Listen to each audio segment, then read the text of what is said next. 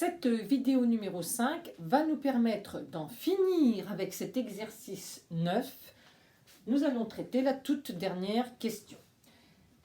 Nous voulons savoir quelle est la probabilité d'avoir le succès, donc en au moins 4 essais.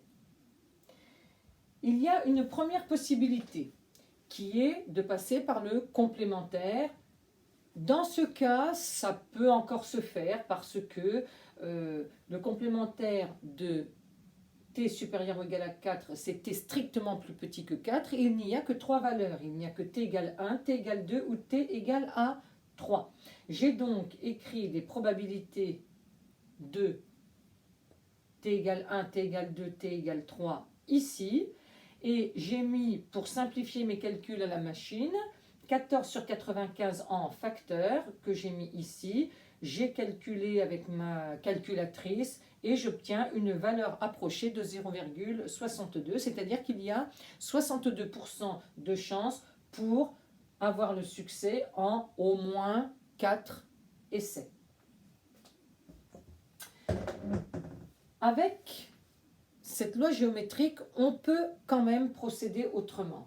Parce que si on fait d'une manière générale le calcul de P de t supérieur ou égal à K, que va-t-on obtenir? On va la calculer de cette façon-là. On va ajouter les probabilités jusqu'à l'infini. P de t est égal à K est égal à 1 moins P puissance K moins 1 fois P. K plus 1. J'obtiens donc 1 moins P puissance K plus 1 moins 1, c'est-à-dire K fois P. Ici, pour le suivant, je vais avoir ceci. 1 moins P puissance K plus 2 moins 1, ça donne K plus 1 fois P plus, etc. Qu'est-ce que je peux mettre en facteur de tout ça? Eh bien, je peux mettre en facteur 1 moins P puissance K moins 1 fois P. Facteur de quoi? 1 plus, ici, P est venu en facteur, il reste 1 moins P. Ici, il reste 1 moins P au carré, plus 1 moins P au cube, plus etc. etc. Et ceux qui ont fait les maths renforcées 2 savent qu'il s'agit d'une série géométrique convergente puisque 1 moins P en valeur absolue est strictement plus petit que 1. Et on a même appris à calculer la somme de cette série. Il s'agit de 1 sur 1 moins la raison. La raison ici est égale à 1 moins P. Or,